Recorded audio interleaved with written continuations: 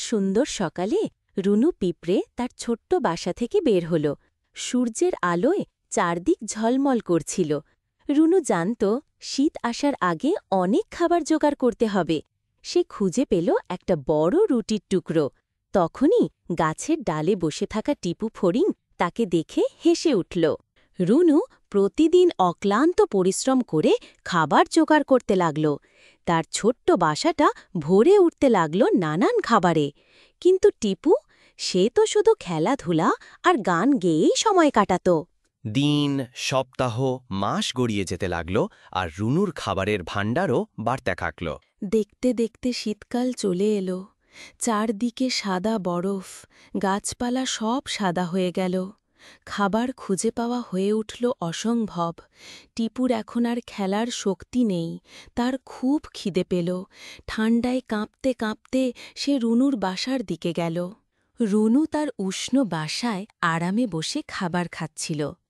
তখনই দুর্বল আর ক্ষুধার্ত টিপু এসে দরজায় কড়া নাড়ল।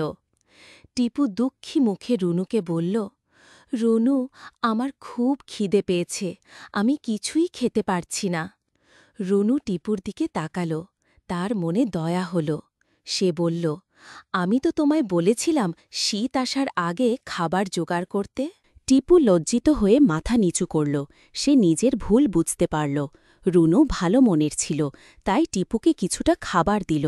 খাবার খেয়ে টিপু রুনুকে ধন্যবাদ জানাল আর প্রতিজ্ঞা করল, আজ থেকে আমিও তোমার মতো পরিশ্রম করব, কোনো কাজ ফেলে রাখব না। রুনু তার উষ্ণ আর খাবার ভর্তি বাসার ভেতরে নিশ্চিন্তে ছিল। বাইরে যখন বরফ পড়ছিল, রুনু তখন নিজের জমালো খাবার খাচ্ছিল।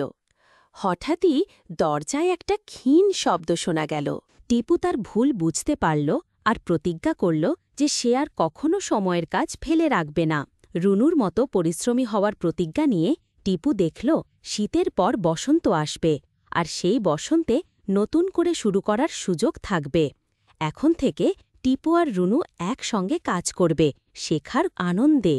এই গল্প থেকে আমরা শিখি যে পরিশ্রমের ফল সব সময় ভালো হয় এবং সময়ের কাজ সময়ে করাই বুদ্ধিমানের কাজ।